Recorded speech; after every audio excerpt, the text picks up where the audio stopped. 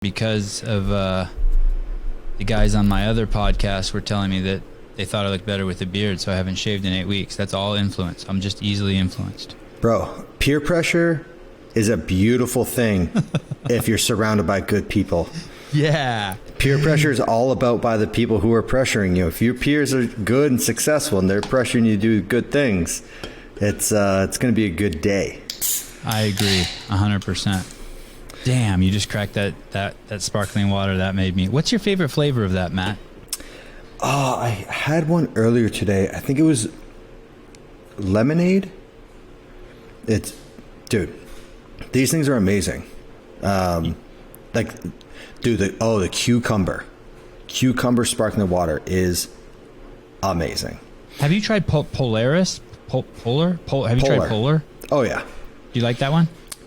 Yeah, I mean, I don't think I dislike any of them. I mean, I think it's Polar that has like seasonal flavors that get pretty wild, but I just like these ones, like, because they have real fruit juice in them, and so I didn't like them at first because it's so different than what I'm used to, but they are good.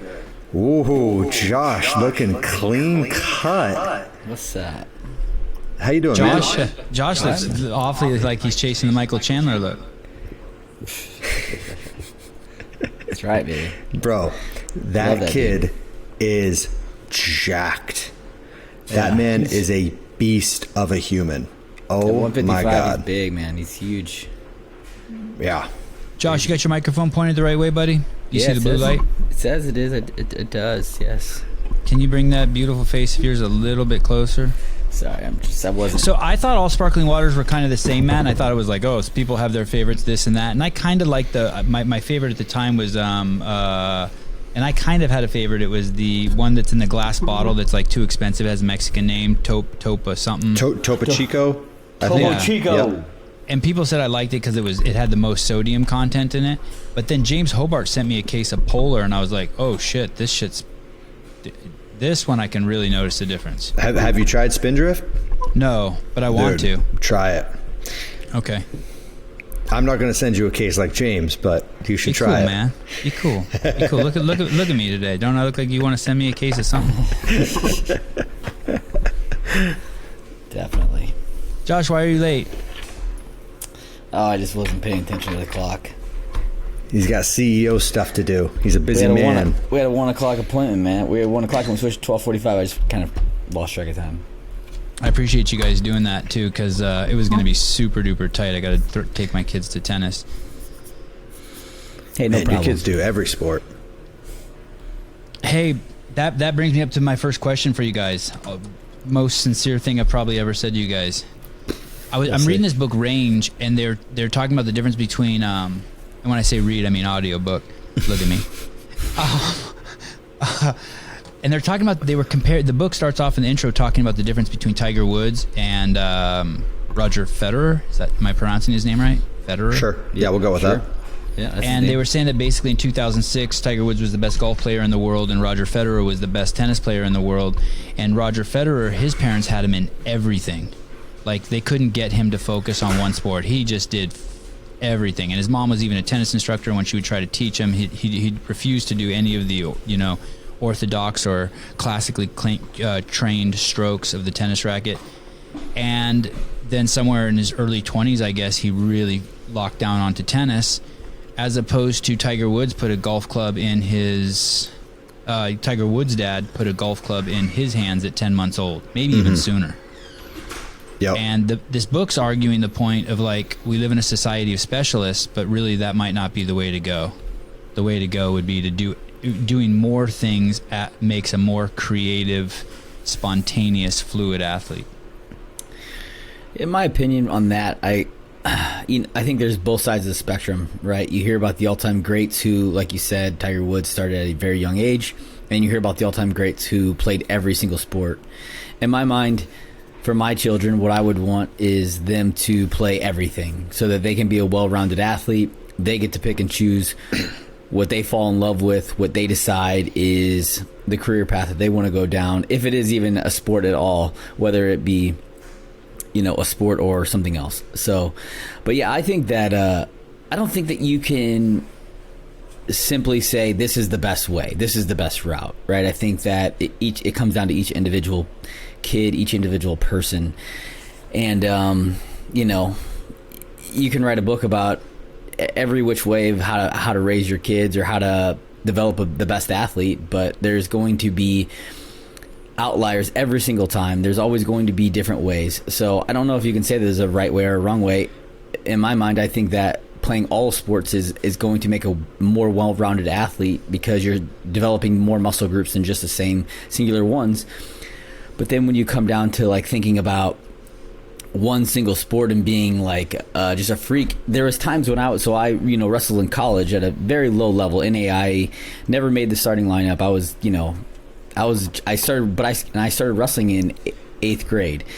And there were kids that were on the mat that they had been wrestling since they were 5 years old. And no matter how good of an athlete I was, they had more mat experience than I did. And they could just figure out situations, and they had the knowledge of wrestling for 15 more years than I did. So, you know, there's ups and downs, or there's goods and negatives, I guess, to either way of developing an athlete, I think. Yeah, I think if you have success, or someone has success and they're the best in the world at what they do, it's very natural to say like, no, you need to do it this way, because that's why they did it that way, was they thought that was the best route for them.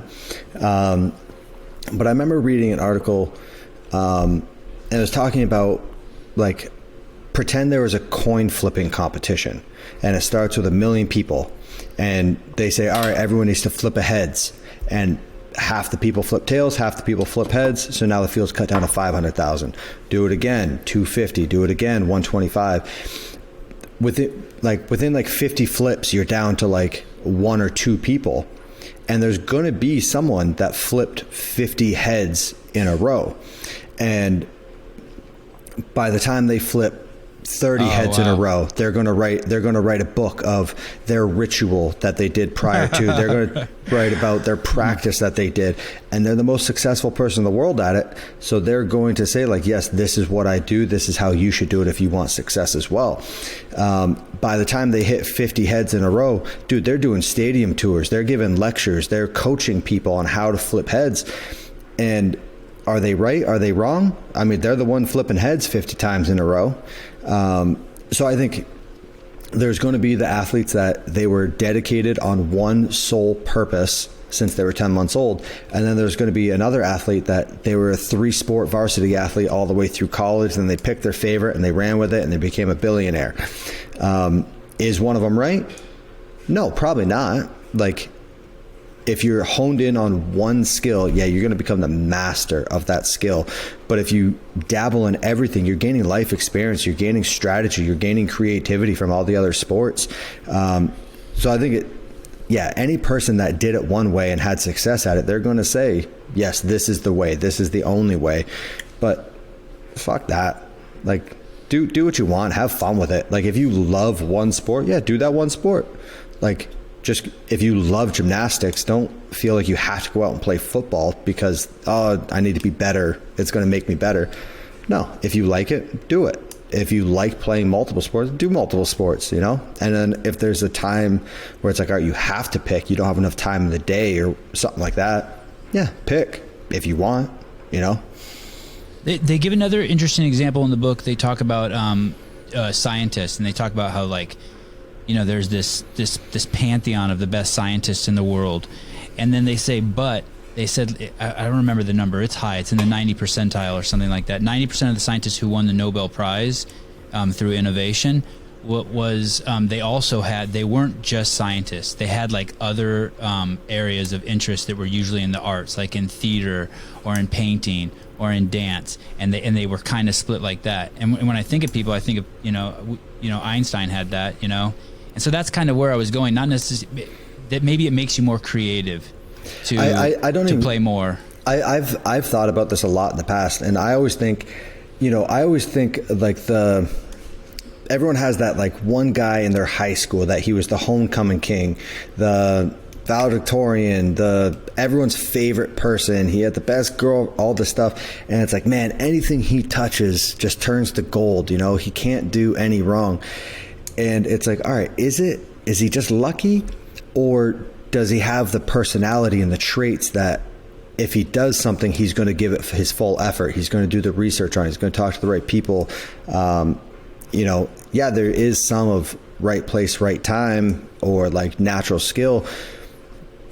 But I look at that of like, you know, some of these people that, you know, they're athletes and then they're also successful business people. Then they have the great relationship. They have the great friends, all this. And it's like, all right, is it just that anything they touch turns to gold? Or do they have the work ethic that how often are you going to work on your physical capabilities and not give a shit about your mental? Or, you know, if you exercising every day, how often are you not going to be eating right every day or dealing with your finances the same way that you treat everything else? It's like, this is where like the saying, like the way you do anything is the way you do everything.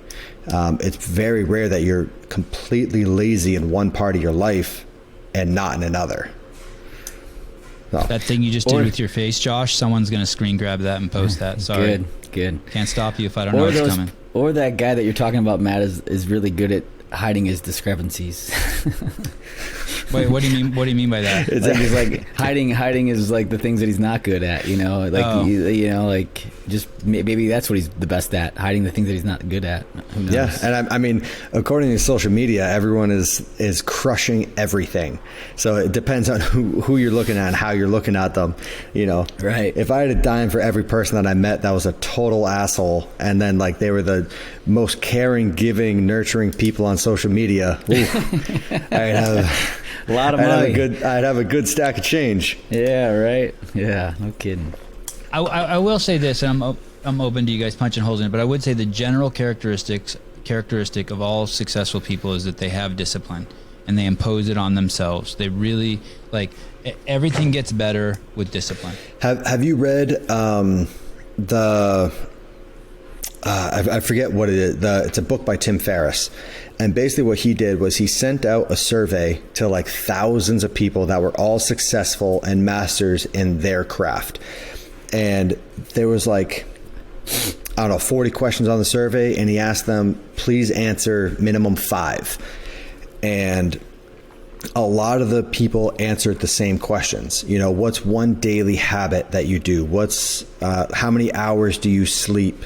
What was one purchase under $1,000 that changed your life? You know, and all these people had so many similarities, and these are all like the top country music singer, the top actor, the top athletes, like all this stuff.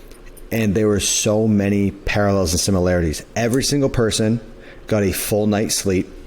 Like 90% of them, they're like, nope, sleep is a priority.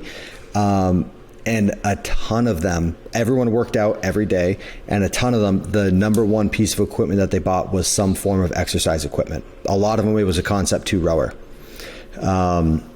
Which is a horrible thing to buy for yourself, but a great thing to buy for yourself, right? Yeah. You know what I mean by horrible? I mean, it's not enjoyable.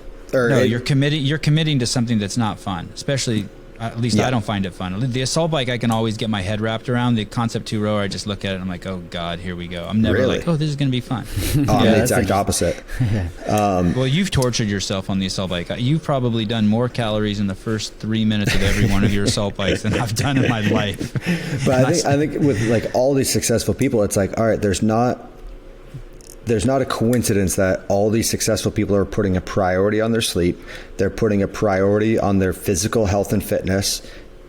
A lot of them, you know, they were saying like, oh, you know, the best thing I did was hire a chef or hire a cook. You know, they're making the healthy food taste good. So it's like, yeah, they're operating at a level above most of us. But the idea is they care about their body physically so that when they go to their job, they can operate at the highest level. But I thought that was super important too, of like, you know, there's the two mindsets of like the entrepreneurs that are like, you don't sleep 8 hours. I remember seeing Steve Harvey, like, millionaires don't sleep 8 hours a night. I'm like, yeah, right, dude, I sleep 10. But you know, there's the entrepreneur mindset of like, you don't need sleep.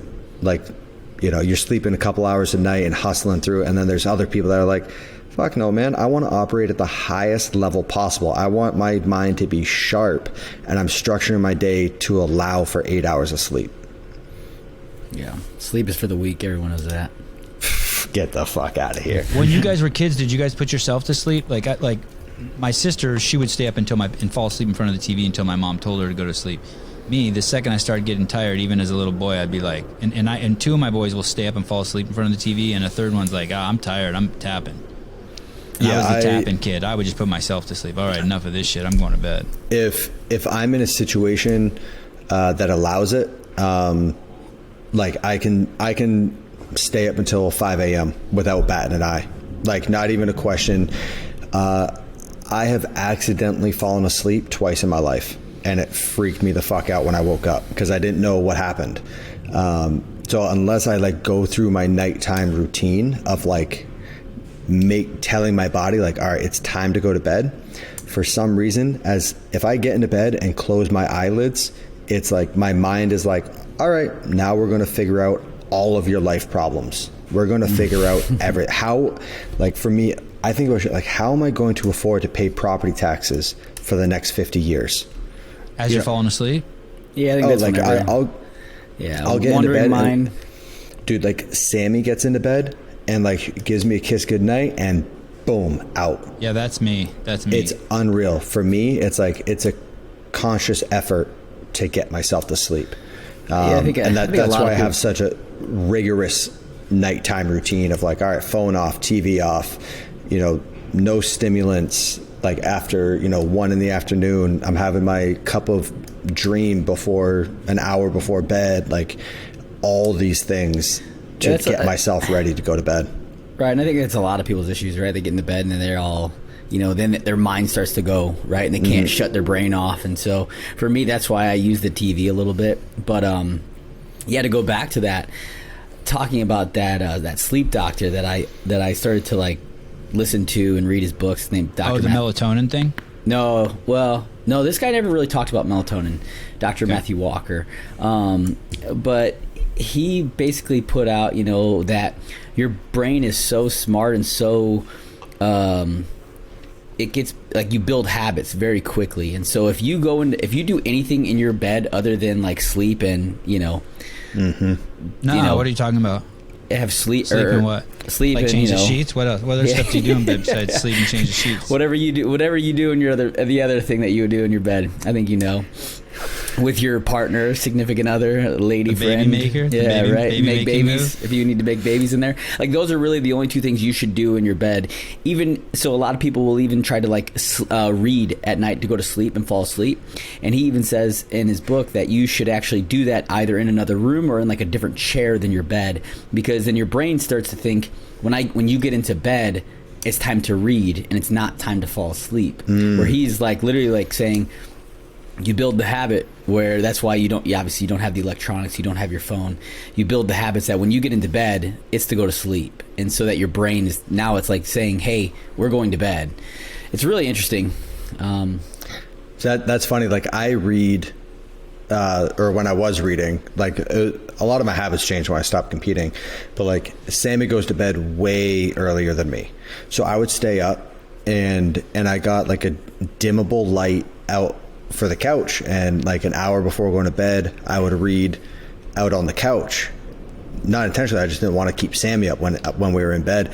And I found that was like when I would go to bed, it was like I thought it was just because of reading, but it makes sense because it's like, yep, I'm not in bed, I'm doing it in a different room. So as soon as I go into bed, it's like my body's like, yep, time to go to sleep.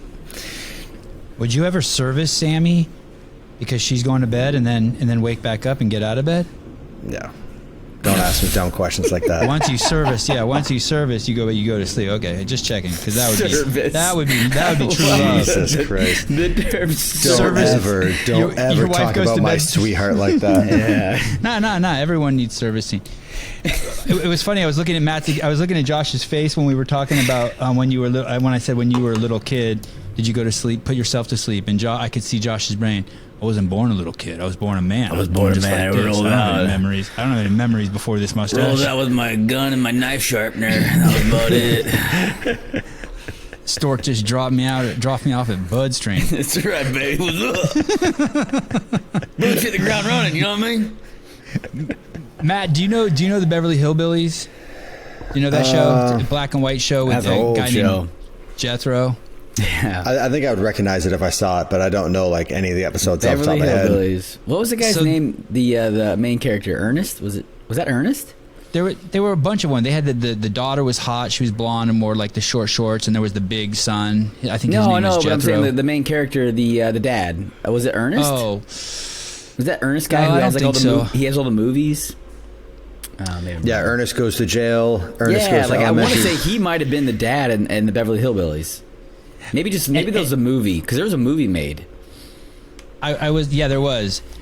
I was a kid. I was young. I wasn't even 16 yet, and I was in Lake Tahoe. And my sister was a little bit older than me. She hung out with an older crowd, and I got to meet a lot of people that way. And one of the Jethro, he was older than at the time. He may have been like 40 or 50, and he told all sorts. He was at the beach, and we hung out. And we ended up going back to his house, and there was partying going on there. And one of the stories that he told me was that he used to play volleyball with Wilt Chamberlain. A lot of volleyball. They played professionally together. But he also said that I remember him telling a story that he never had sex in his bed, that if he was going to have sex with a woman, he would have it on the floor, on the couch, or in a different room because of that same reason. The bed was just for sleeping. And I remember when he told me the story, I'm like, yeah, I've never even had sex. Like, I'm going to kick someone out of bed. Like, I'm going to be like, hold on. You're like, that picky. Yeah, this guy's like so far out of my league. I just need one girl to look at me sideways. I'm good. So have you broken that habit? Yeah. Oh, okay, All cool. sorts of shit goes on in my bed. No reading, no cell phone, no reading, but all sorts of other shit. And you said something that I never even thought of. I don't know if I've ever fallen asleep on accident unless I'm driving. The only time I ever have fallen asleep Are you shitting on me? accident is when I'm driving. Yeah. I've never just been like sitting on the couch watching TV. Did you get in like an accident? One time I did. One time I fell asleep in a but that was a lot of different stuff than just, that was a lot of alcohol and very tired. Bro. I crashed on the freeway into the side of a turn. How do you not fall asleep accidentally in front of the TV, but you fall asleep while driving? I don't know. Driving just mesmerizes me, and I can just fall asleep. Oh my God. Dude, like driving, I'll go, I think the longest drive I've done was like 22 hours straight by myself. And it's like, if I'm driving, I know I'm not falling asleep. One of the times I fell asleep accidentally was like 2 days ago. And the other time I was like early 20s when I was living in Michigan, and I fell asleep during a movie and woke up so freaked out of like, where the fuck am I? What just happened? I contemplated, I was like, was I drugged? Why did I just wake up? It was super strange. But like, if a TV's on and I'm watching a new show, no chance I'm falling asleep. Like zero. You fall asleep a lot during Hell Week, Josh? Oh man, you would fall asleep. You would fall asleep at some very weird times. I actually remember falling asleep with a boat, running with a boat on my head, and I woke up and I didn't know how I got there, how we got where we were at. It was crazy. But yeah, like anytime you had a chance to close your eyes during Hell Week, it was nuts, man. That's not falling asleep accidentally though. That's like sleeping for survival of just like I want to fall asleep right now. Well, like your cell phone battery ran out. And It turned off on yeah, accident. you have 30 seconds and you're like, dude, if I can close my eyes right now, I'll be recharged. Well, no, And it then you wasn't go. that. I mean, I was running with a boat on my head, like no shit. Like we were literally boat on head. Like, did you And then all of a collapse? sudden, no, I didn't fall. I didn't like fall asleep, but like I don't know if I blacked out, but whatever. I don't remember it. And all of a sudden, like I wake back up and I was like, holy shit. Yeah, it'd be crazy. Like you would eat, you got like however many minutes or like 30, 45 minutes to eat, and you would literally just shovel the food into your mouth so you could go. And you went to this area where you lined up before you went to run to your next evolution. I mean, you would literally just go and like dive into the grass and try to, get 10 minutes of sleep, dude. Like you didn't care. Like it was like, and you would get woken up and you just took off. You were just zombies, man. Like Hell Week, you just turn into a zombie and you just go, and there's no you don't ask questions. You you do what you're told. You just go. That was it. That's wild. That was crazy. When you're driving and you fall asleep, it's weird because like you blink, you notice your blinking starts changing into sleeping. You blink and your eyes close for 1 second. You're like, oh shit, I just slept for 1 second. You start slapping the back of your neck, kind of thing. Like, and people always say, I turn the radio up. Like that makes it worse for me. I start to like get like almost hear white noise. It almost becomes white noise. I know, man. When I'm tired driving, I don't like it at all. Like if I'm driving with someone else in the car, I get more tired because then like I don't have control. Like, you know, if I'm by myself and it's like you start getting a little bit tired or you're groggy, whatever, you just like roll down the windows or crank the AC, or you know, you're changing the music you listen to, going from different themes, like genres of music, or you know, you can listen to a podcast or stand-up comedy as loud or as quiet as you want. You can eat, do whatever you want. But it's like when you're with someone, then it's like you're trying to be courteous and stay in the same music, or like, so you can't have that variety as easily. Like whenever Sam and I would drive from Tennessee to Vermont, it was 17 hours and we would just do 3 hours back and forth. And at the end of every one of those 3-4 hour shifts, it was like, because one of us was getting tired. When we did this drive the last time, we had to drive separately and we went 17 and a half hours straight, and it was way easier.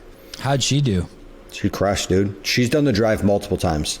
Like if I remember one year after regionals, we got back from regionals and I was like, all right, I'm heading back to Vermont for the summer. But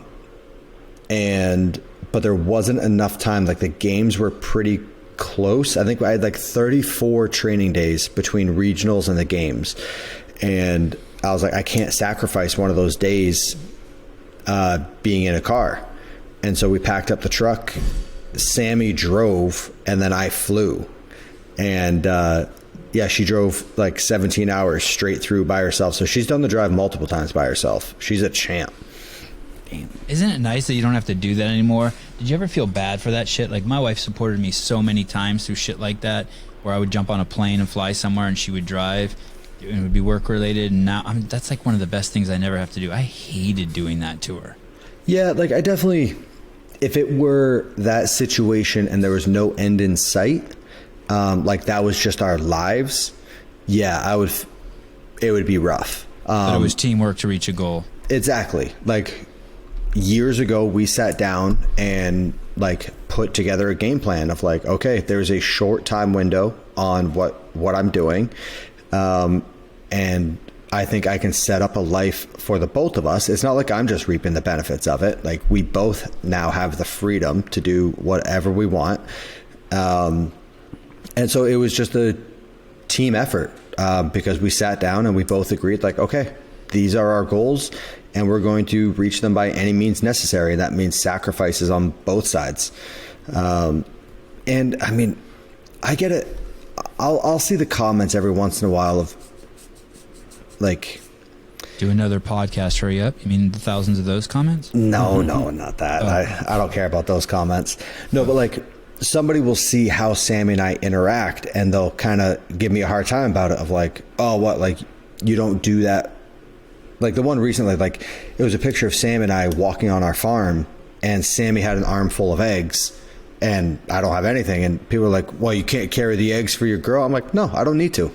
Like she is so independent that like the whole thing of like, if I opened a door for her, like opened her car door, she would be like, what the fuck are you doing? Like, no, I don't need you to do that. Like she runs her own business. She does all her own shit. Like if we're moving, like I don't need to call a buddy over to help pack boxes and move. It's like Sammy's putting on her boots, and if I'm moving a couch, I don't need to call a buddy. Like she's on the other end of the couch, you know. She's an incredibly strong, independent woman, and she's down to get her hands dirty. So you know, it's just funny. Like I see some of the relationships or the way people comment online of like, oh, you should treat her better. I'm like, I treat her great, but there's certain things I don't need to cater to her. I don't need to, you know, do certain things to appease her. She does it herself. First and foremost, who the fuck is it those people's business anyways? How you fucking handle your relationship. Exactly, I fucking hate those people.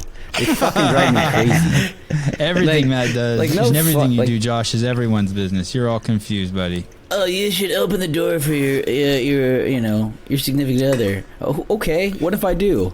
What if I then what you're gonna do is you're gonna get the other person saying, "Why are you opening the door for them? A girl can't open a door for herself." Exactly. There's no winning. Right, Shut the fuck up, all of them. Like, I fucking hate them. I remember once Sam and I, like, we took a picture, and it was like in a mirror, like we were in like an elevator or something, and I think we were going to something where, like, we were both dressed up. We had on nice clothes. It was a rare opportunity that we were both like not in workout clothes. And Sammy takes this picture, and people were commenting.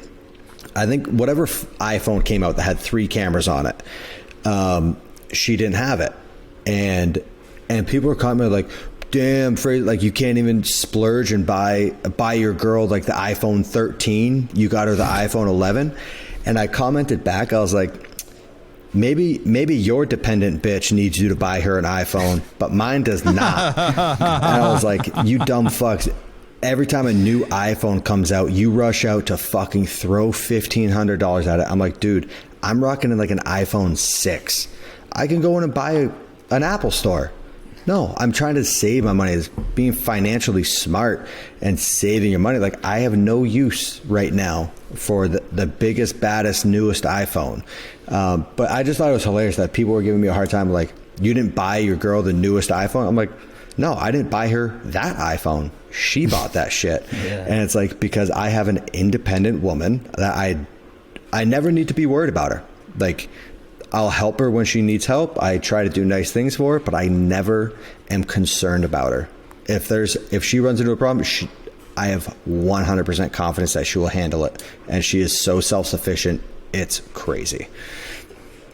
There's three things that just pop in my head right away that I'd like to do for my wife, just because and maybe it's just me projecting because I don't like to do them, but I like to brush the kids' teeth because I know it's tedious and I just feel bad. Like, for some reason, I just want to like take that off her plate. I like to take the garbage out and the recycling out. Like, if I see her make a move for it, I'll run over and do it.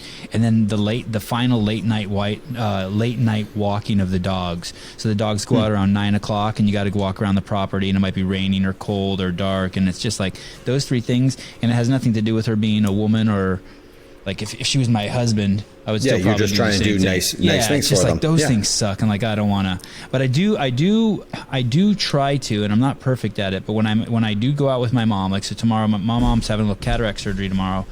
And I know.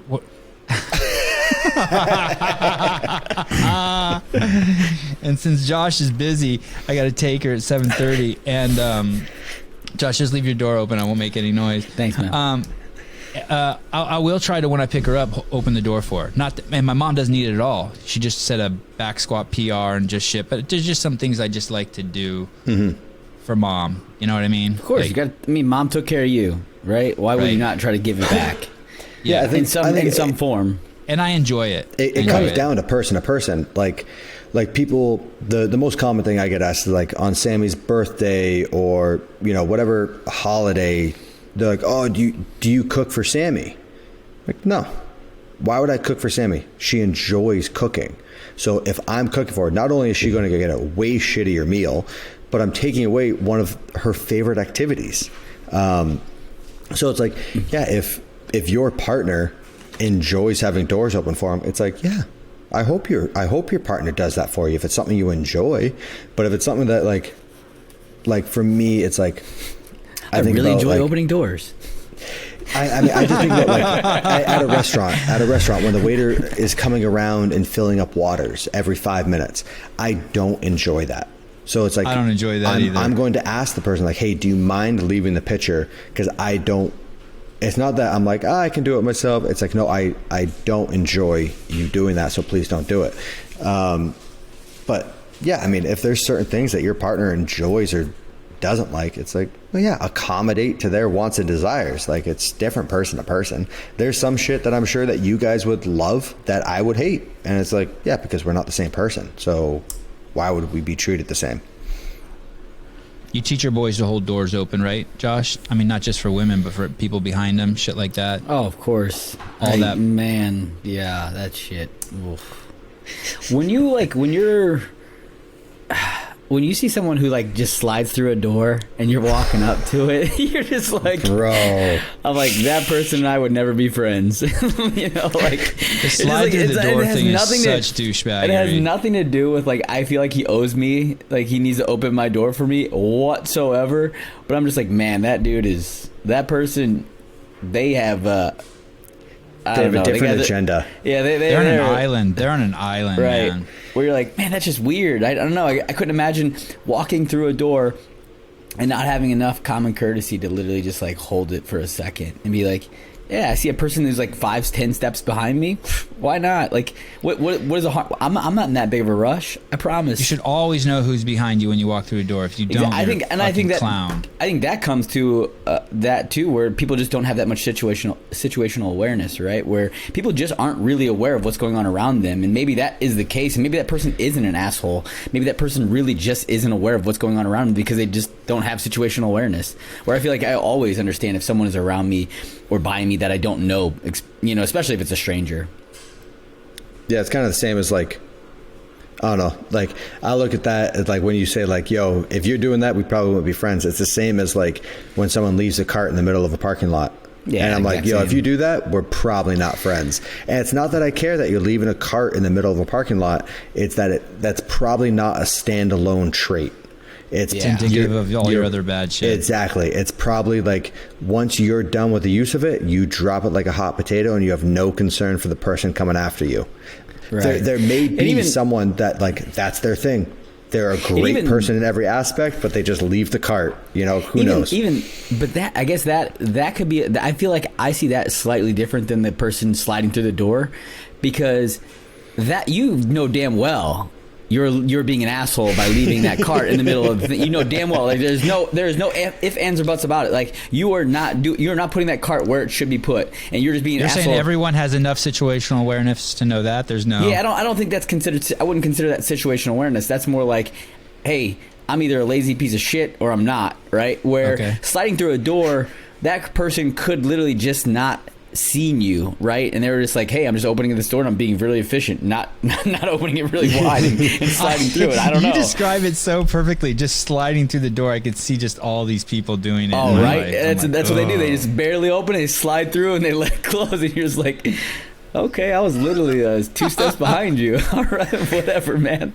I always laugh. I always chuckle. Funny. How crazy is that, Matt, that you said we were on our farm? You own a farm. I mean, it's like, it's not a functional farm. There's just a bunch of barns on it. Bunch it's of still barns cool. and Have you silos. ever said that before? Have you ever lived on a farm before? Have you ever said you own a farm before? I don't live there. No, I don't live there. Is the farm separate than the house? Yeah. Oh shit! How far away? Like 15, 20 minutes. Like the farm, we bought that farm like 3-4 years ago. We were planning on building on that, and then like the cost of building was just so disproportional to the value you get out of it. And so we were like, okay, we really like this area, all that stuff, and we were going to still do it. I was probably just going to do it myself or do as much as I could myself. But then this house came up about a year ago, and it was so much better in every way possible. So we nabbed this, and then we just don't know what we're doing with the farm yet. I might hang on to it, might sell it. I don't know. But you have chickens on it? No, the neighbor's chickens. Oh, cool. And best kind of chickens. Yeah, so we're friends with the neighbors across the street, and you know, like I let them. They still do haying and all that stuff, and so they use the barn. I was like, yeah, like do whatever you want with it. But yeah, she has a bunch of chickens, and she was like, yeah, they prefer your side of the road better than ours for some reason. And so she goes over there and like collects eggs, and she was like, I can't handle all these eggs, so whenever you want some, come on over. So we go over there every once in a while, pick up a couple dozen. How are they? They good? Oh, so good, so fresh. Are they small or big? Sorry, Sevan. No, Sure. go ahead. I don't know. I haven't cooked an egg in a couple of years, man. My neighbor had eggs, and he used to give them to me every once in a while. And I live in, like a neighborhood, right, in San Diego. And but he had 5 chickens, and whenever he'd go on trips or not be home, he'd be like, "Hey, if you want these eggs, just go get them." Yeah, they were tiny. They were tiny, man. They were like half the size of. And I buy the fucking $12 carton of eggs. I'm not, like I eat eggs every day. I want good eggs. So I. Man, you love spending money. Josh loves it. Burns holes in my pockets, bro. Just get out of here. I literally text Josh from time to time. I'm like, yo, you bought anything cool lately? Like, I got some money burning a hole in my pocket. What should I get? You buy good shit. What should I get? Yeah, now a dozen eggs. Right, buy a dozen eggs for $12. There you go. My neighbor's eggs are amazing, Josh. But my are they neighbor big? has like 20 chickens. Are they small? They're normal size. The color's trippy inside. Yeah. They're a trip. So that's I buy these. The eggs that I buy are the amber ones. They're like happy eggs or whatever, and they're like orange. They literally are like this color. Where do you get them? I get them at just Sprouts. That's where I go. I shop at Sprouts.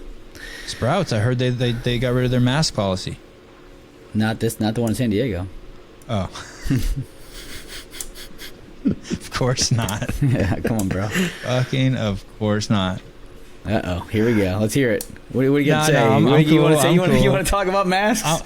I want to go. Yeah. Let's talk about masks. I want to show you guys something that I feel like I've misrepresented. Mm-hmm. Can you guys see this? Do you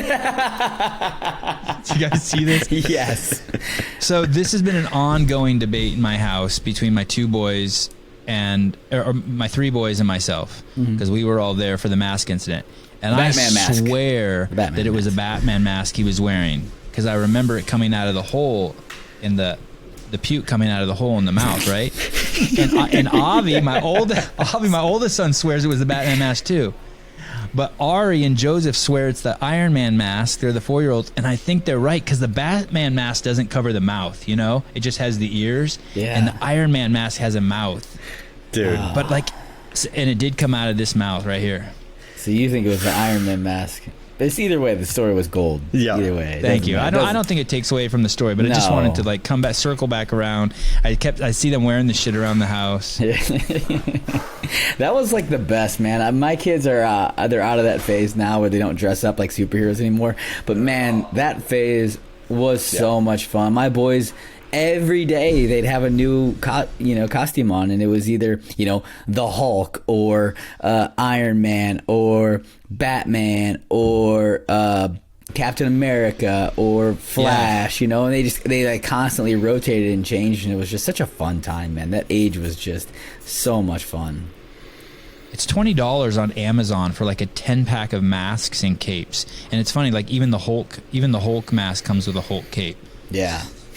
But I really, compared to all the superheroes, like whenever my kids dress up as the Hulk, I'm like, okay, I like that kid the best right now. Like, I'm just like, he's obviously the smartest.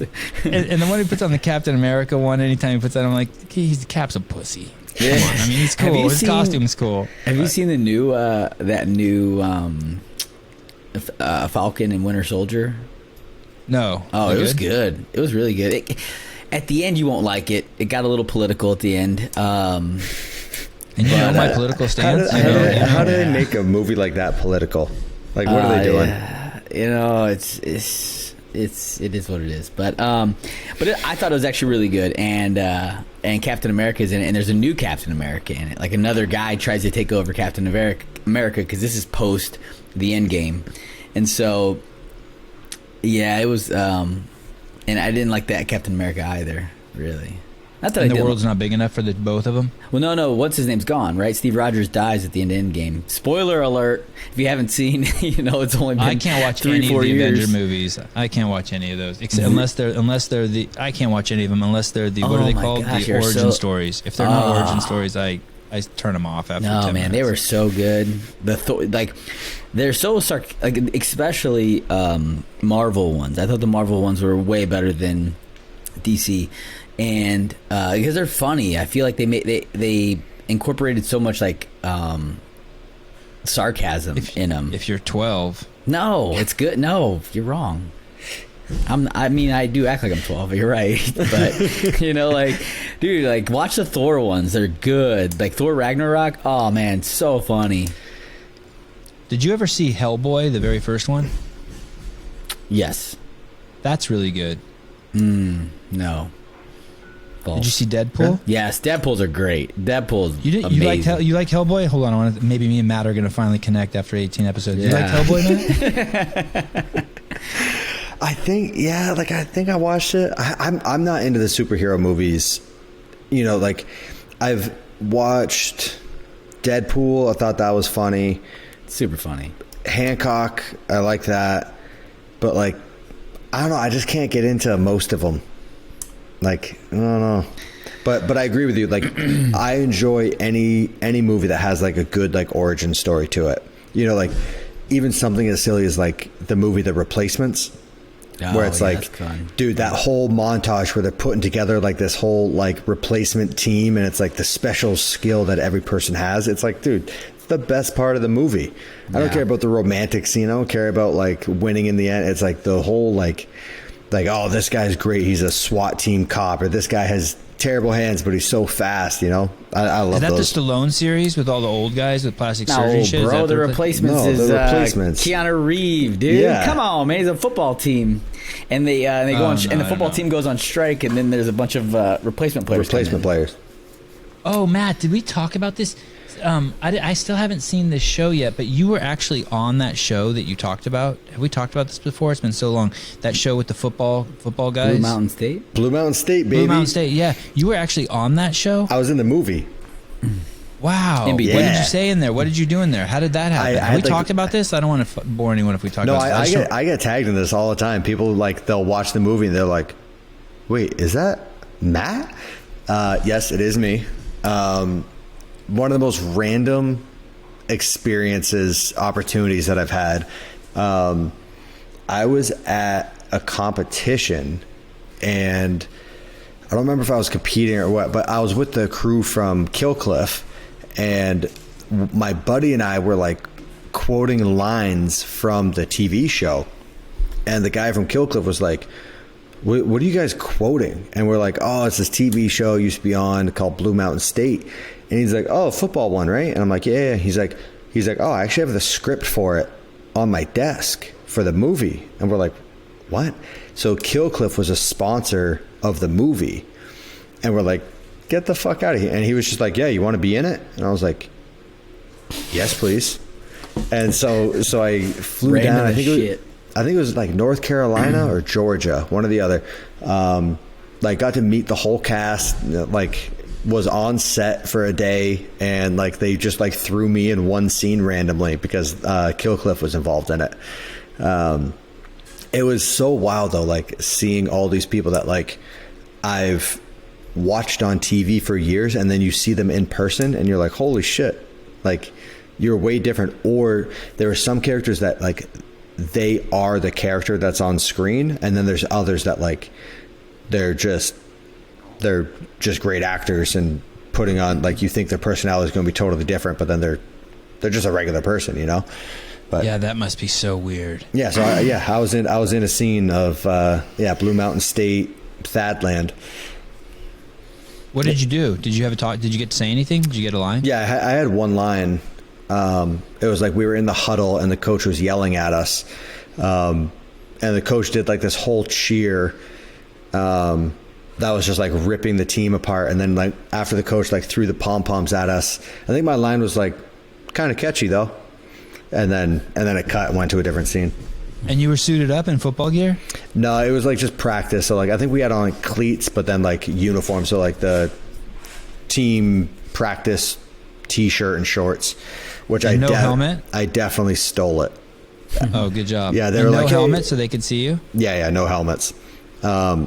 But yeah, it was like when they sent me back to the changing room, they're like, all right, cool, like your scene's done, you can head out. And I was like, cool. They're like, yeah, just changing room right there, you can just throw your clothes in that bin. And I was like, yeah, totally. And I just put my pants and my hoodie back over the clothes they gave me. I was like, I'm definitely keeping this shit.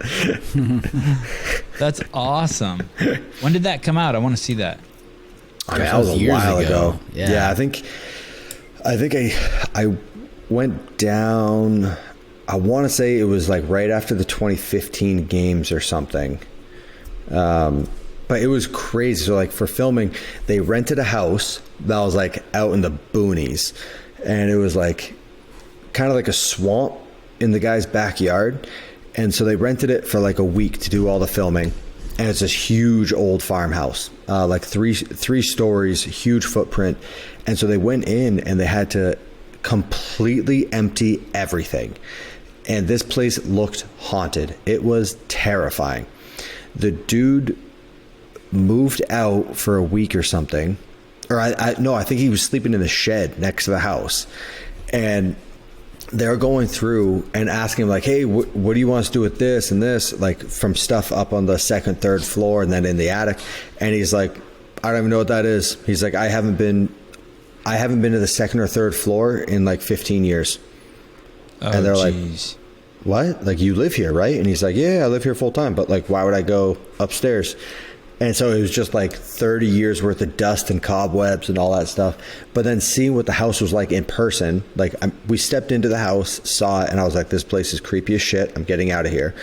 And then seeing it in the movie, and it looks like this like super modern farmhouse type thing. It was crazy. Movie magic, baby. Movie magic. Never going to your second floor. Yeah, it was wild. Like me never going to my second gear. Oh, did you guys see Travis Mayer's video? 350 for a triple? Yeah, Word. tell me, is that impressive? Because I have no clue. To me, everything he does is impressive. I'm so on his jock.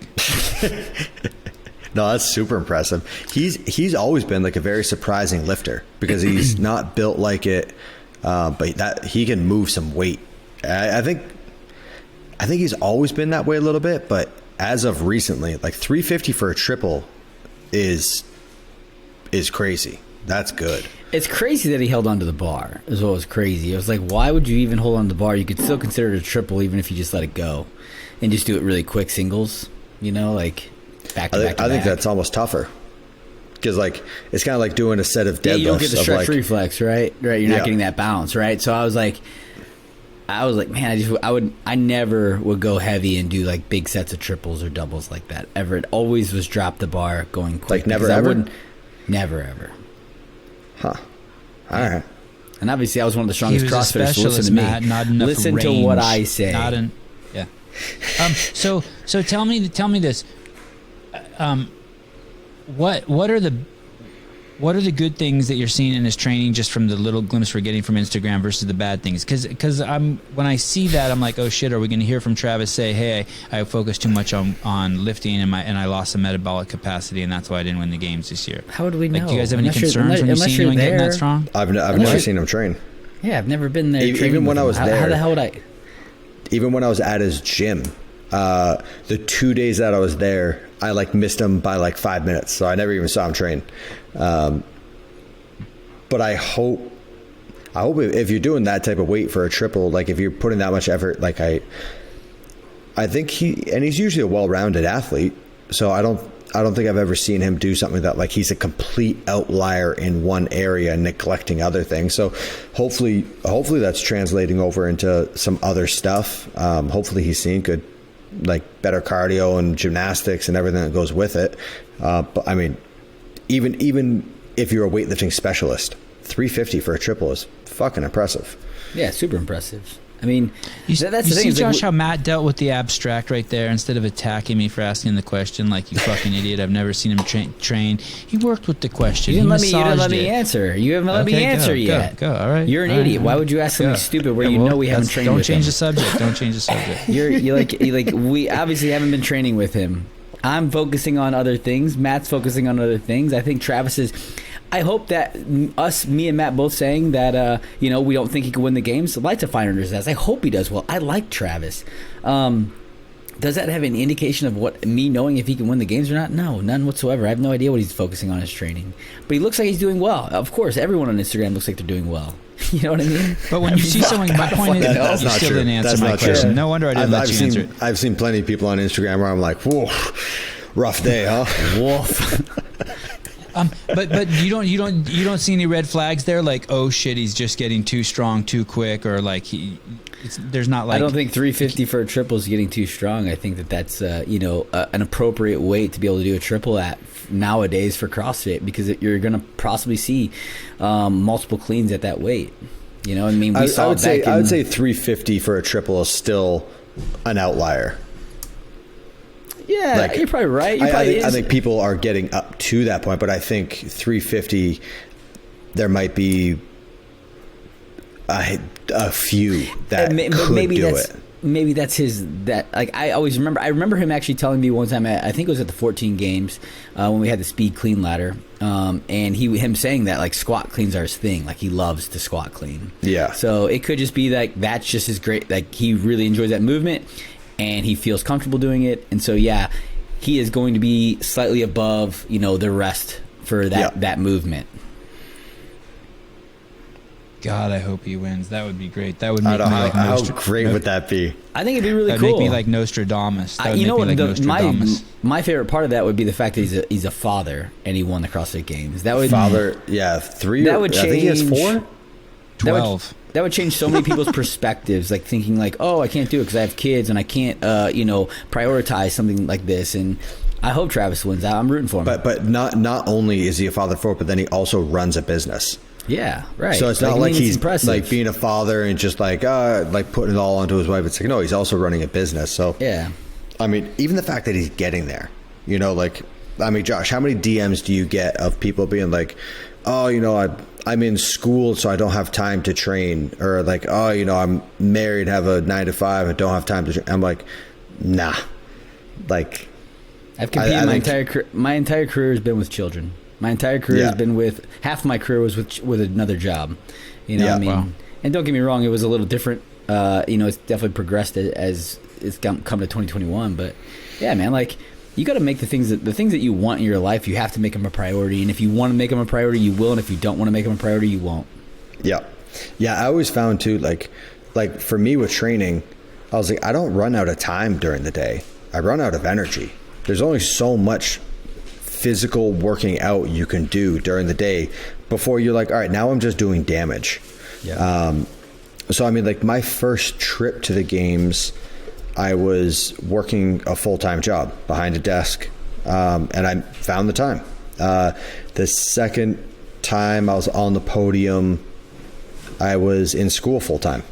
It was like, yeah, that's a lot of time studying, a lot of late nights in the library, but I was like, no, it's something I wanted, so I made it a priority. I cut out all the fat in my day. I didn't have much of a social life. But yeah, I mean... Like no social life, right? You sacrificed. Yeah, man, Matt, you sacrificed not going to the bar and getting drunk every night and partying on the weekends. You sacrificed. Yeah, man. Thank you for your sacrifices. Man, FOMO, man. FOMO is a real thing. And having kids... Yeah, I wonder what the ratio is of how many men have kids who go to the games versus women. I wonder if they're like how many moms. I'm trying to think of like the moms who've been to the games. Like Valerie Voberl was a mom, right? Yep. You had Val. You had and she was a beast. She was a beast. I don't know how she would do today with those kind of performances, but I remember her showing up at that Del Mar Regional. I think she won the regional that year or something, and she just had a kid, and it was just like, holy shit. And I don't even know, I don't think I had kids then, so I didn't even realize how crazy that is, especially let alone being the woman. That first year, your husband can't do shit except feed you. Yeah, that would be interesting to see how many of the games athletes that have kids are men versus women, because I'm willing to bet there's, man. I remember in weightlifting, there were some of the top women in the country were mothers. I remember one. She was it the World Championships or was it the Olympics that she had a kid.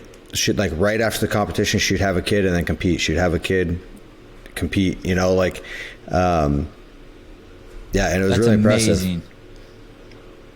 I spoke to in the last week. I spoke to both Marcus Philly and Ryan Fisher. Are you guys familiar with both of those guys? Mm-hmm.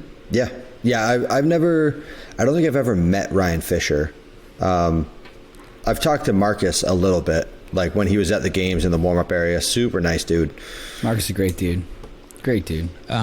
Sorry, Josh, were you Googling their names to see if you could recognize them? You seem a little distracted in today's episode. No.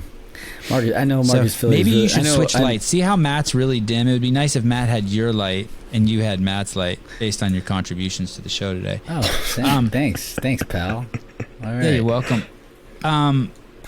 So, I just been blown away at how successful both of them are. Not because of who they are, but just like as I dug into them, they're both fucking killing it in the fitness space. Yeah, Marcus. I'm not surprised by that. Yeah, Marcus with his what is it, like athletic bodybuilding shit? I think functional bodybuilding. Functional bodybuilding, that's what it is. Yeah, dude, he's crushing it, man.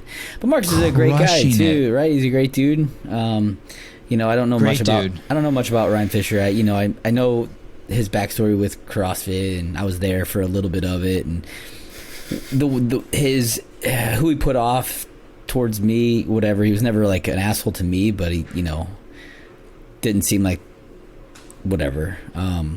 But yeah, but I mean, everyone knows Fisher for one thing. Like, yeah, if exactly. You, if right. you don't know him as a person, he got that one thing, and like, for how long was that his rep? Everyone created the narrative based off that one interaction, and then he was just fucked.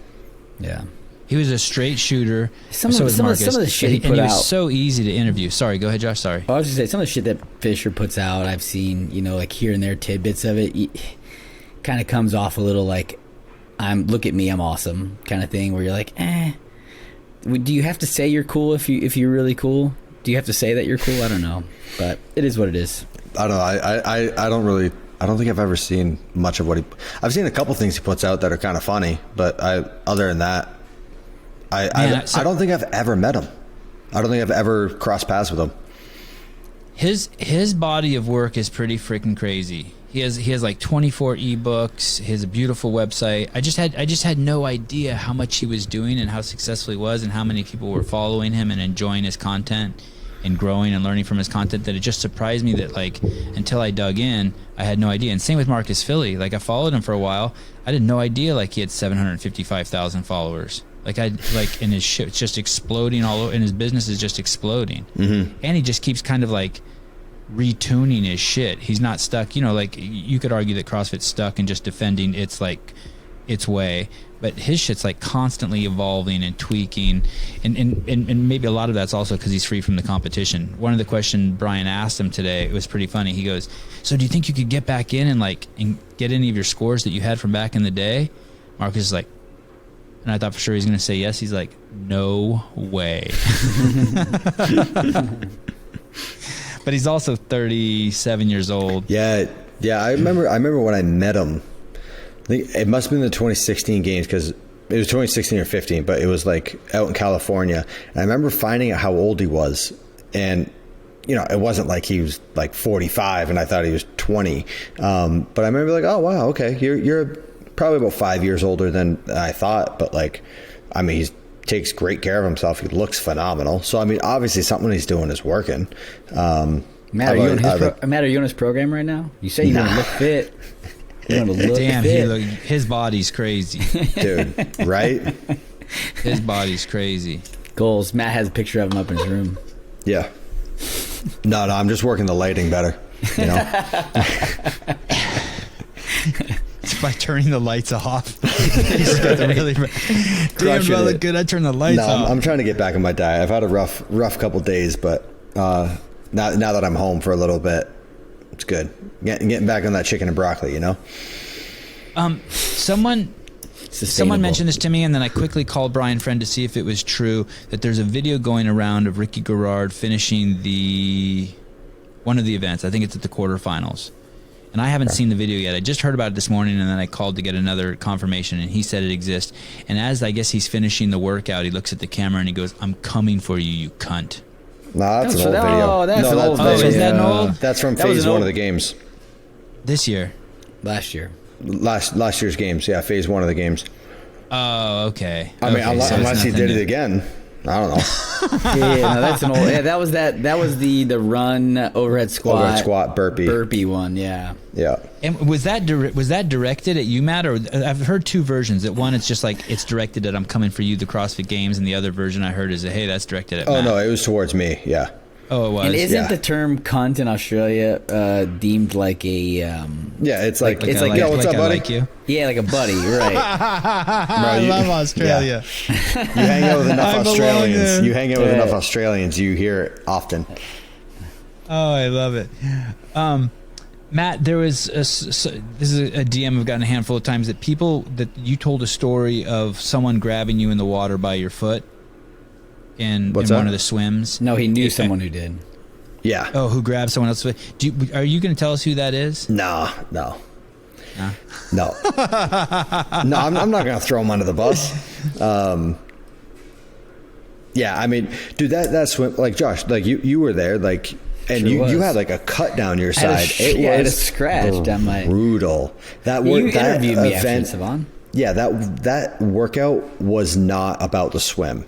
It was who is willing to, like, I don't want to say like be the most scared, but who's the most comfortable in the water and has the least fear of drowning, of like being pulled under or being punched or just like getting your goggles kicked off, whatever it was. But yeah. Wasn't there some rule that you had to come back with your flippers or with your goggles or you were penalized? Like your head cap. Your head cap. Yeah. Every year I ask, because every year, like if we wouldn't get penalized for it, first, as soon as I would dive in the water, I would pull it off. I hate wearing that fucking thing. Hate it. Oh, why would they penalize you for losing it? Why do you? I think it's a safety concern, so that they can so that you're easier to spot in the water. Because like if you have brown hair and you're in brown water, you kind of blend in, or you could kind of disappear a little bit easier. But if you have like a white or a red cap on, you stick out. So that's what I was told, that it was a safety concern. So what I'm hearing from you a little bit, going back to grabbing the leg, you're saying that like it was such a dog pile going out that you don't even judge the person for grabbing the other person's leg. Like, hey man, it was kind of a survival of the fittest moment, the start of the race. I understand it. Doesn't mean I agree with it. Like, I understand why someone was doing that. I understand why there was a lot of kicking and swimming on top of each other.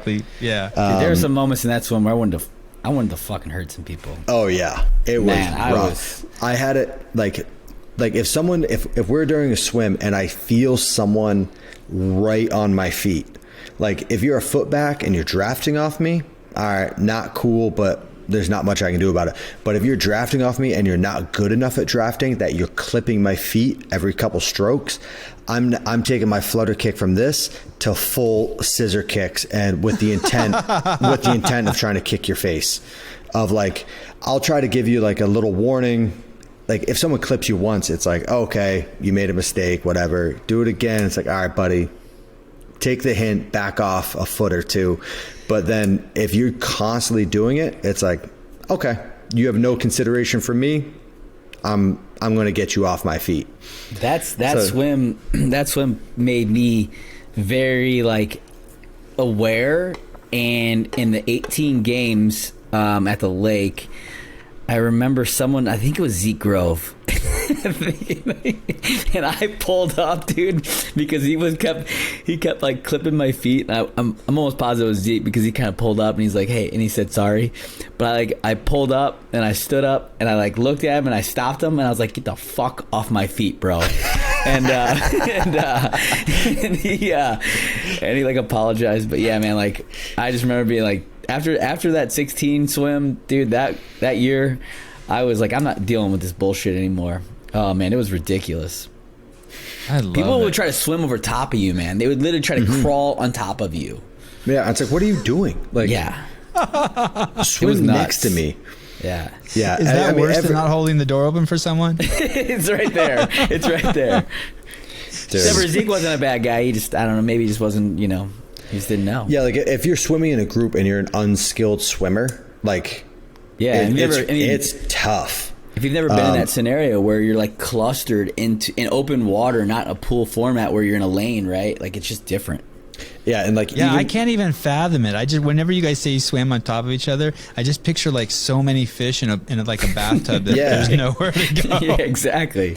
Well, I mean, think about it, like It's such like a funny thought to think. like all these swam over experiences, you. most of these experiences were like when 40 men would go at once, or whatever the group was would go at once, and like we were starting in waves, and now take it as 40 men and 40 women all at once, and you're not in waves. It's just 3, 2, 1, go. Like it got chaotic.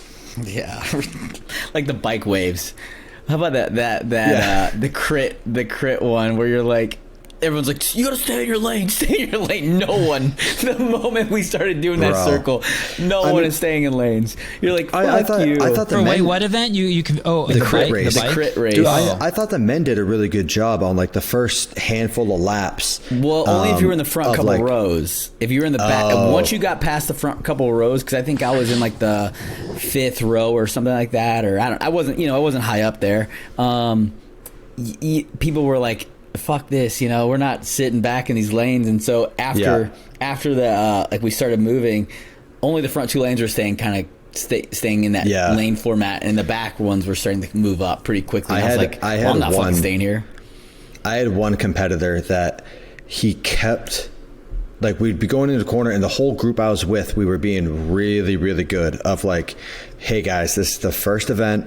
Let's not have anyone wreck, like whoever's the best cyclist is going to win. Whoever's the second best is going to get second, but like, let's get out of this without an injury. And one guy kept like getting next to us, and when we're all shouting going into corner, like we all corner, and then it was just wherever you were, you'd make space, and we'd all go single file through the corner. And this guy just kept not doing it. And dude, I think I was like, yo, you do that shit again, I'm not moving. Like, I will push you into the fucking ground. And there's one of those guys that, like, I have this narrative of people that, like, the ones that are genuinely good people aren't afraid to look bad on camera because they have the self-confidence, they know that, no, I'm a good person. So if I say something that's not favorable on camera, it doesn't matter. But then the people that are just not good put on this false mask on social media or in interviews of like how good they are and how nice they are and all this shit. And then they're the biggest pieces of shit when the camera's not on. And there's a good list of them. There's on both sides. And this is one of the ones that, like, he is, good guys always finish people last. think he's the sweetest. And then it's like every competition I've been at with him, I'm like, you're the biggest pain in the ass. Like, you give the judges the hardest times. You always go into the lead judge complaining. You want reps back or time back. And then on a move like this where we're all in the same race and taking no consideration, and he's just like, what are you going to do? Hit me?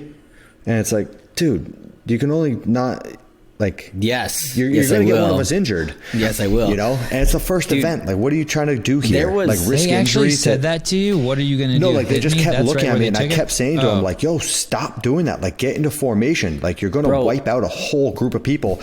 And he was just like, then move. And it's like, dude, like, we're all in our place here. Like, we're like, yeah. It was coming up on that. I remember there was one time where I was on the inside on that long straightaway before you came into that big weird back end turn, and we're coming into the turn. Let me in, and then this motherfucker wouldn't let me in, and I'm like, hey, bro, let me in, and like. I'm like, dude, like, if not, we're gonna wreck. Like, you realize both that, of right? us are going and down. I'm like, we're both gonna go down. I'm like, so you have to either slow down or speed up and let me in. Like, that's like, I'm not taking the place from you. You're going to get it back if you want it. Like, this is just where everyone has to go single file. Like, chill the fuck out and let me in, dude. I was so pissed, and he did let me in. Is it the same guy? Are we talking about the same guy? I don't know who Matt's talking about. I have an assumption of who Matt is talking about, and I'll definitely talk about it afterwards. As soon as we hang up. But then, I have a guess too, but I know it's wrong. I just want to give my guess out loud just to be a dick to that person. But then there was another time. But then there was on another turn where we're biking, and I want to say it was me and Ben were next to each other, and this Ben Smith? Knucklehead, yeah, not Ben Smith, not talking about Ben Smith, but me and Ben were next to each other because me and Ben we're kind of like trying to draft off each other for a little while, and this other knucklehead comes screaming through the corner and actually tries to split us on a turn, and dude, he goes flying. He caught something caught. I think he might have clipped his pedal on the turn. And dude, he went flying down the side, and I was like, "You dumbass! Like, what were you thinking? Why were you even trying to split us?" And he almost took Ben out. Ben luckily like swerved out and around him. It was Mitchell Stevenson is who it was, but dude was just like, when you don't know what you're doing, man, and he literally could have like cost Ben, 20 spots, 20, 30 spots. It was probably a strategy. Did you, Josh? Did you clip your pedal at all during that? Once I did one time, and I was very aware of it after that. Yeah, I did it on the last corner of the last lap. Oh. Like I was sitting, like I forget, I don't know where I was, like top 5 maybe, but it was like the top 5 where it was like, all right, I think Adrian Moonweiler was in first, and he was so far ahead that I was like, okay, he's won. But then the next 4 were all like, we're just in a clump, like anyone could take it on that last sprint. And I took the turn, and like inside pedal was up. I was very aware of it the whole race. And then it was like, okay, I can gain 3-4 spots right now, put the pedal down. And I came out of the turn a little bit sooner and was going to start pedaling like, I don't know, 20 feet earlier than I had been to try to get the jump on these other guys. Dude, I stomped my pedal, my back tire lifted, kicked out to the side, like, and everyone behind me was like, oh, they all saw it. They thought I was wrecking. And like, there were people with cameras. And I remember like when I landed, straightened out, and I looked up, everyone in the crowd just had grapefruits for eyes, because they all thought, because you disappointed them and didn't crash. Dude, I got 3 or 4, third or fourth place, I think. Yeah, I thought I did great in that event. I don't mean because of that. They saw your pedal go down, and all the cameramen were like, "Yo, we're gonna get the golden moment." Yeah, that was literally, looking back on all of the CrossFit Games that I competed in, that was one of my favorite events. It was so awesome. Much fun. I loved it. So it was hilarious. It was the top 3 were Adrian, and then was it Esslinger on the time trial? Yeah, I think so. And then what's his name? And then I was third. Oh, you were third. Okay, I thought I thought Frederick Agidius did pretty well too. I thought. No, so I know I was third, but I went to and I think our 3 times were like a good chunk ahead of everyone else. And so I went to the 2 other guys, and I was, hey guys, like, I think if we work as a team, we can pull away from this group. Like, are you guys down? And they're both like, yep. Wait, cool. When did you say this to him? Before you even started, or like in the middle of the race? No, before we started. Oh. And I was like, hey guys, like, if we work as a team, we can separate ourselves from the group, and then we'll race at the very end. And they were like, yeah, cool. Like, that's how they ride. They both do a ton of cycling. And wow. What made you think that? Sorry, Matt, this is such a good story. I want to hear some details. What made you think that the 3 of you guys could do that? Just because we had the 3 fastest times. Okay, sorry, you said that. Okay. And so then I was like, I asked him, I'm like, all right, so like, what do you want to do? Switch positions every lap? And one of them was like, no, that's not how you drive. No, but it was Rasmus. It was Rasmus, wasn't it? Was it Rasmus? It may have been. I remember it was a big guy. Yeah, I think it was Rasmus, because I think he has some biking experience. Oh, I got another story about that, but yeah. So, and then one of them was like, no, you switch every 30 seconds. That's how you do it in a race. And I was like, all right, cool. So 3, 2, 1, go.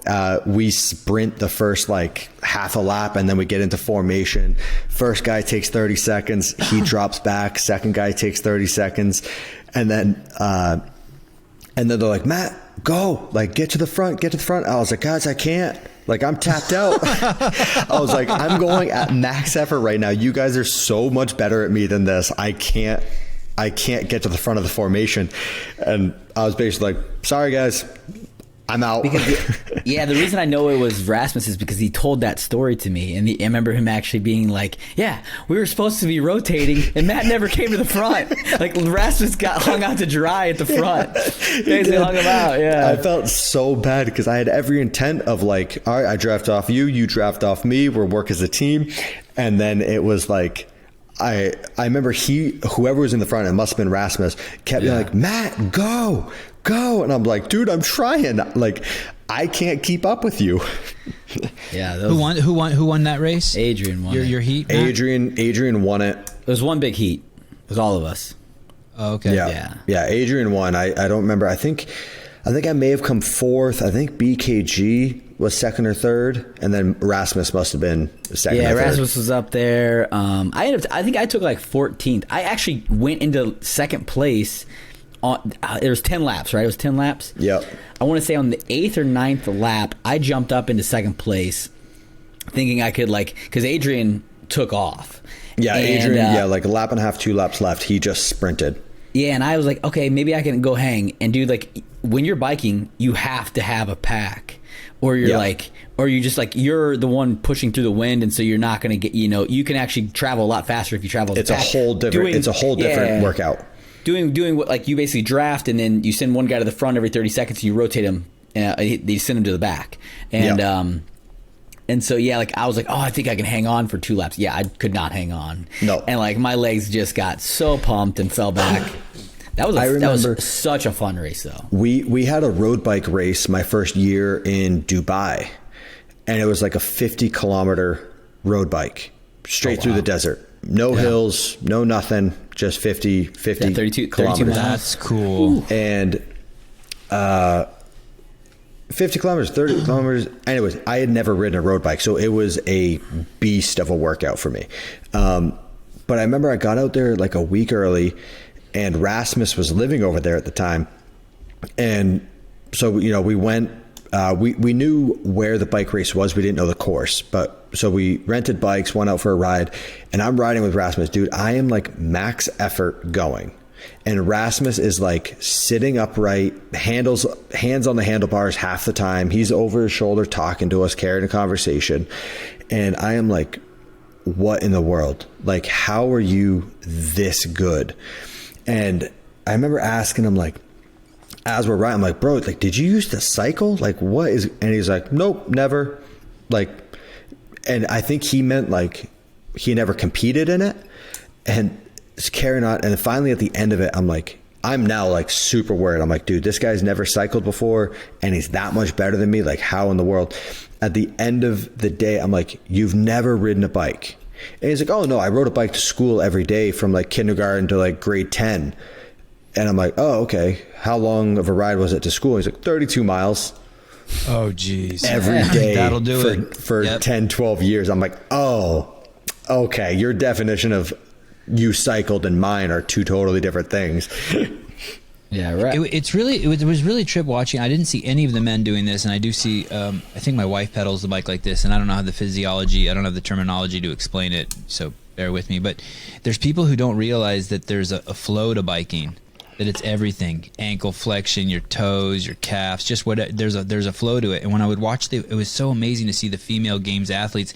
They look like they were just trying to. And you're making a circle, right? When you're pedaling, you're making a circle. And when I would watch a lot of the females train, I remember specifically Camille and Brooke Wells. It's almost like they're stomping on the pedals, like they're just super duper quad dominant in bike riding. Well, and my wife's probably stronger than me, but she'll burn out on a bike in 5 minutes. Whereas I'm like, are you kidding me? I'm just warming up at 10 minutes of hard riding. Well, so I think too, it comes down to if you've ever used clips or not, because like when I do Concept 2 bike workouts, it's super quad dominant. It's only quads. And it's just stomping. But as soon as you get to a road bike and now you have clips, and now it's not just pushing down with your foot. Now it's a push and pull. You change your pedals out? I changed my pedals out. What did you do? I changed my pedals out on my C2. So I have 2 C2s and I have bike ergs. One has the normal bike pedals, and the other one has the clip-in pedals, so I can clip in. Yeah, I've always kept my C2 bike just as regular pedals. because the intent when I'm doing a C2 is just to have a very quad dominant cardio workout. But my road bike, I put clips. But it's like, I think I did have clips on my C2 bike because I just wanted to see it, because someone told me the number of your wattage output, the difference. And they were like, I think they said 10% or 20%. You can go like 20% harder with clips. And I was like, bullshit. You like, can push no and way. pull, right? You push and pull, so it's different. And I was like, there's no way it's that big of a change. And it 100% is. I think it was a 20% increase on wattage. Yeah. And I have with clips. It may have been 10%, but either one is huge. Yeah, it's big. And I have the clips that you can, one side, flip. Right, yeah, one like side the you hybrid. you can use a shoe on, or the other one you use their clip-in shoes. Yeah, on each side. Oh yeah, those are cool. I used clip once, probably in my 20s, and I crashed and put a hole in my kneecap. It was a trip. I was just at a standstill and I fell over and put a little hole in my kneecap. they take a while to get used to. I leave mine super loose.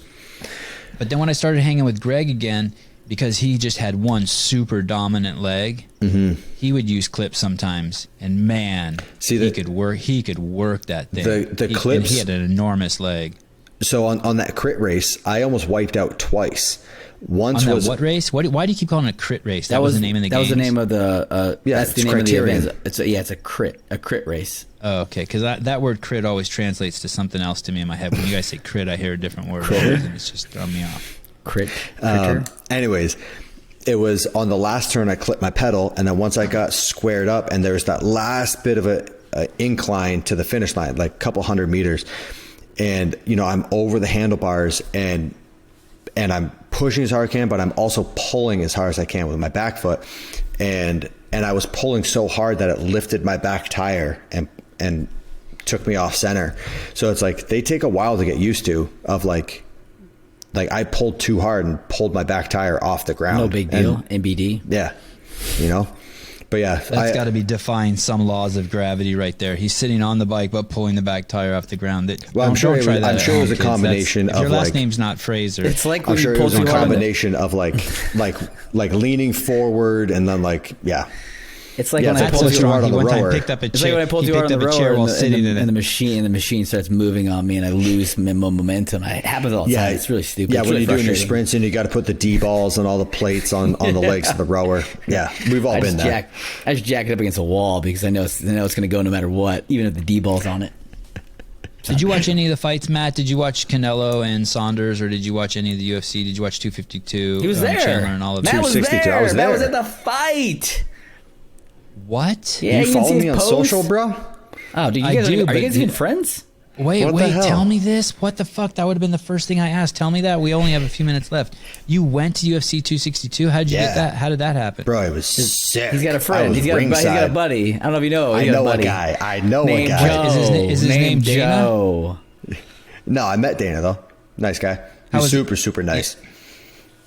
Yeah, that's awesome. I met him one time too. I actually spoke with him for like half hour, and he was extremely nice. I'm sure. Yeah, I didn't like sit down and talk with him, but like seeing how he was interacting with the fans was really impressive. Like he's the most important man in that whole stadium, but in between every fight, he was going over to a different section of the crowd to take pictures, and it was like, wow, I'm sure you have way more important things to be doing right now, but that speaks volumes. He's the Dave Castro of the UFC. But dude, those fights were bananas. Talk about shitting in the fucking in the kitchen, dude. Did Rogan get you those seats? No. Really? Who got you those seats? Huh? Who? Don't worry about it. Yeah. No, okay. No, O'Keefe. Matty O'Keefe got him. Is he a UFC fan? No, I think he just works with some people that work with the UFC. And so the reason I went was because it was supposed to be Nate Diaz was supposed to fight, and he is like favorite.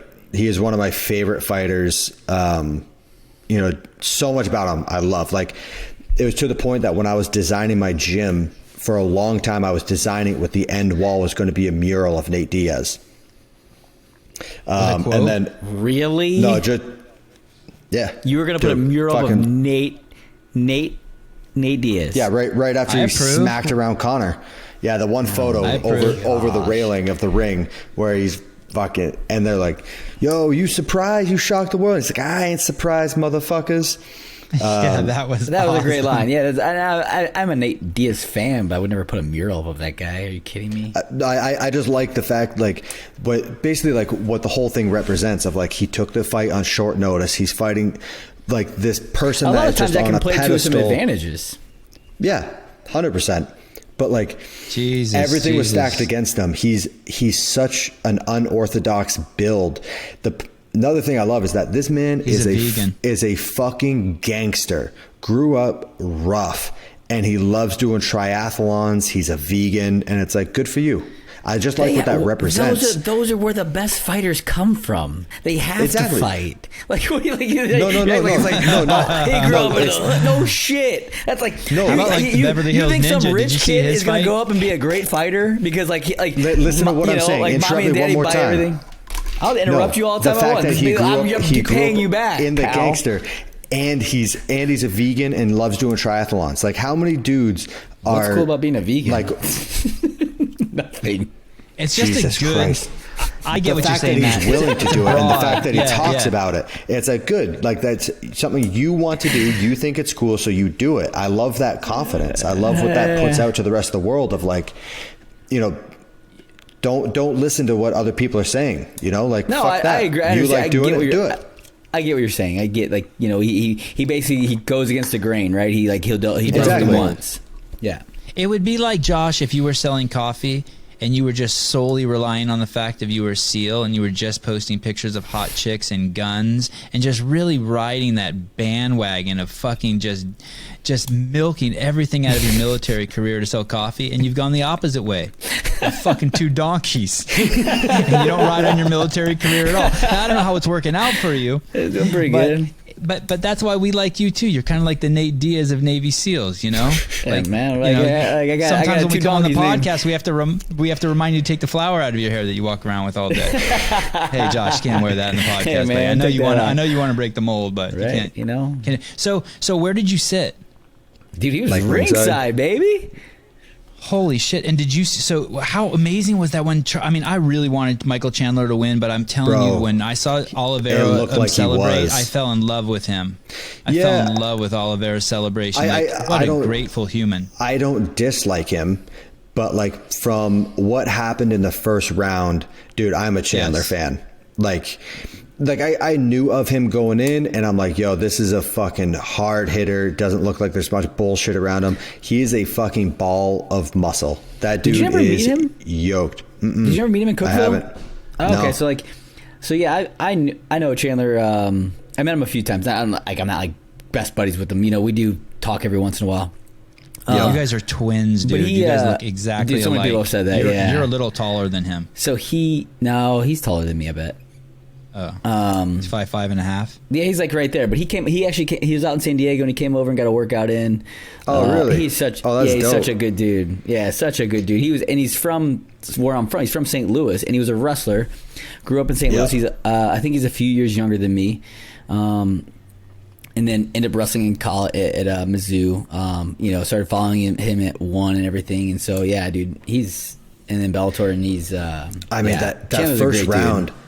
That first round, it was like, dude, he was just when he teeing off on him, and he just stood up, and he was like, dude, all of us in the crowd were like, what's happening right now? And he just stands up. I'm like, oh, I know what's coming. Do it. And he just, like, body slammed him, got out, and then, dude, it was like the last minute and a half, minute 45, teed off on him, like, dropped him, and just went after him, and then it was the craziest reaction.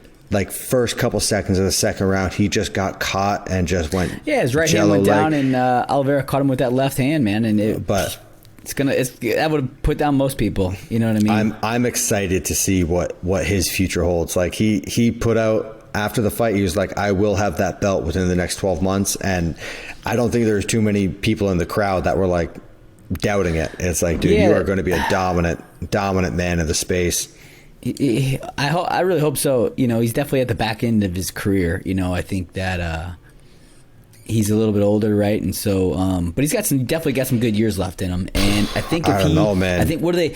I think they're going to put him up against. I mean, I could see him and Gaethje going against each other, and then getting the winner. That could be a career ender for either of them. It could be, man. By that I mean people who fight Gaethje. Dude, yeah. Look at Tony Ferguson. Look at Tony Ferguson. I mean, he rattles your brain. He rattles your brain.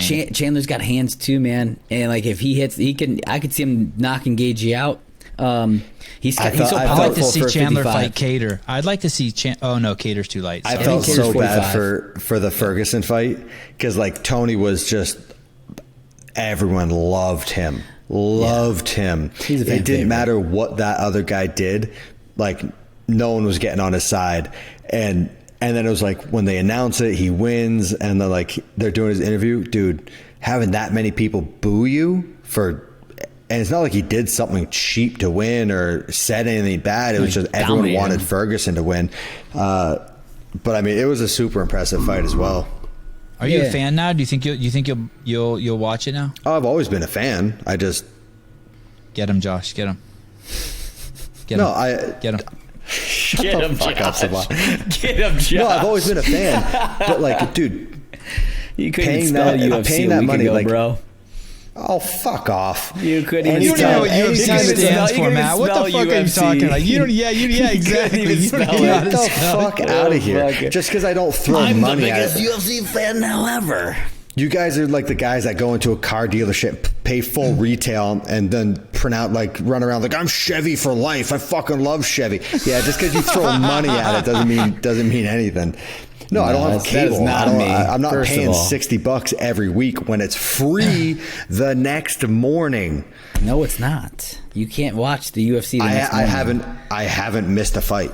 I think it is actually all of free. it. It's pretty quick. It's free pretty quick. Go on Sports Center. pretty quick. Go on Sports Center's But I don't even Instagram think right he now watches the- and I don't think he watch watches the the fight. free the shit, highlights. Josh. Yeah, you can get the highlights, bro.